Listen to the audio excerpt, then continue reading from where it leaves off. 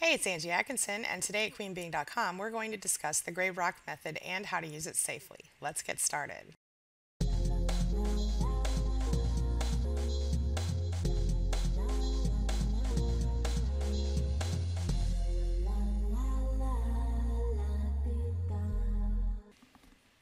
So you're actually in a good mood for once. It's a rare gift when you're in a relationship with a narcissist.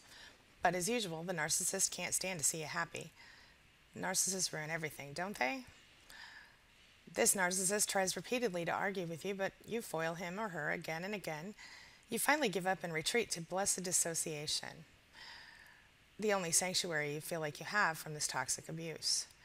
Before long, he or she is popping in and out of the room, desperately trying to pick a fight, pretending to be light and breezy, maybe even charming. But just under the surface bubbles up this bile that he's about to spew on you. You can feel the narcissist's energy practically burning you as you enter the room. It's so intense you can almost feel him or her buzzing with vindictive venom, prepared to strike out for any infraction, real or perceived. The narcissist grows tired of being ignored as he or she needs to be the center of attention. From somewhere deep inside your head, you notice he or she is yelling at you again, shamelessly placing all of the blame for everything that's wrong in your lives squarely on your shoulders, as usual. He talks about how you're just like, insert insulting comparison here. He calls you lazy, stupid, not good enough. He or she pulls the trigger after trigger, literally trying everything to get your attention so he can unleash his pent-up narcissistic rage all over you and finally relieve himself or herself of the pain. He or she uses you like a drug to soothe the guilty and self-hating soul of a narcissist. As the bile is spewed on you, you are melted bit by bit. Now you make a choice on how to react. Now it's time that you learn how to use the gray rock method safely. Obviously, communicating with a narcissist can be incredibly frustrating, especially when it matters that they comprehend what you're saying.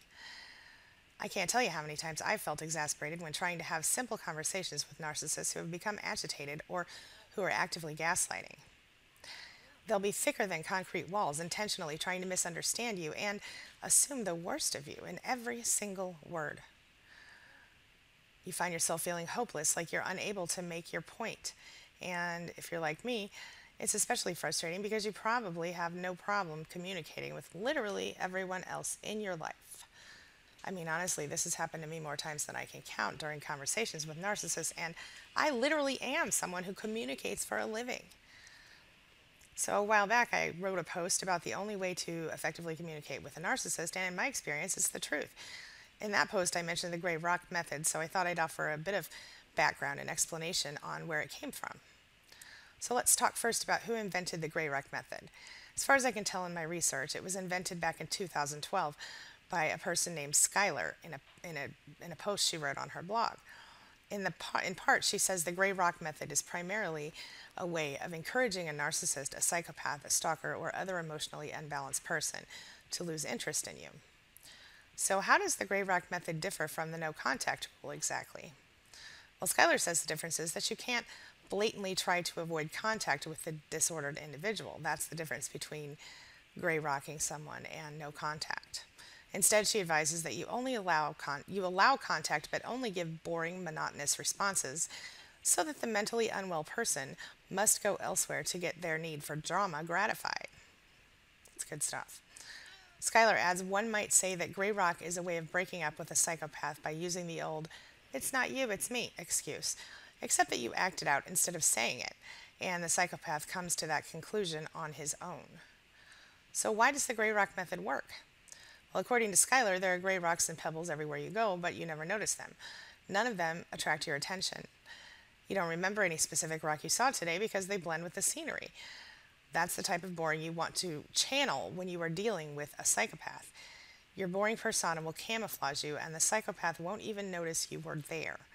This method strikes at the heart of the psychopath's motivation to avoid boredom. So what are the most important components of successfully using the gray rock method? Rule number one is that when it comes to practicing the gray rock method, You never tell the narcissist that you're doing it. Don't ever say, I'm going to gray rock you, because that's never going to work. And if you do that, he will definitely figure out a way to use it against you, or she. So, you don't want to ask questions of the narcissist, and you don't offer committal responses. You just say things like, mm-hmm, or and you keep it casual. If possible, you discuss only safe topics, such as the news, social media, fashion, cooking, etc., things that would not be personal, even if the narcissist begs you for a confrontation. Drama-free is the way to be, my friends. So you want to try to be sort of distracted during a conversation with a narcissist so that you don't have to directly look them in the eye the whole time. Maybe something simple like doodling in a notebook or checking your text messages, or something more complicated such as knitting a scarf or working on a document for work. If you focus a bit more on your activity, you won't be as directly affected by the narcissist's attempts to manipulate you during the conversation. Most importantly, during this practice, you have to keep your head in the game and don't allow the narcissist to get inside your head. They are expert guilt trippers, and they have no qualms about making you feel bad, so that you have to justify or try to defend your intentions. Don't fall for that trap. So what else should you consider before you try the gray rock method? One important thing to know about the gray rock method is that there is a level at which it can become unsafe for you to use psychologically. And that's when you begin to experience those symptoms of dissociation. A lot of people don't realize that these two things are connected, dissociation and gray rocking, but here's what happens. When you learn how to use this method and you find out how effective it can be, when it comes to dealing with your narcissist, you might find that it's a great way to deal with literally everything that's an issue in your life. The problem with this is that you begin to truly stop caring, and your ability to feel your own emotions actually diminishes. That's very dangerous for you. It's a major issue because you don't just stop feeling the pain and anxiety, but you stop feeling the good stuff too. If you think you're dissociating, it's time to take further action and deal with your narcissist. You can start by talking to a good friend or family member, or someone you can trust, or you can reach out to a therapist or a certified life coach like myself who specializes in this area. If you do want to talk with me, you can contact my office manager, Haley, at haleyhelp4you@gmail.com. And she will schedule an appointment for us.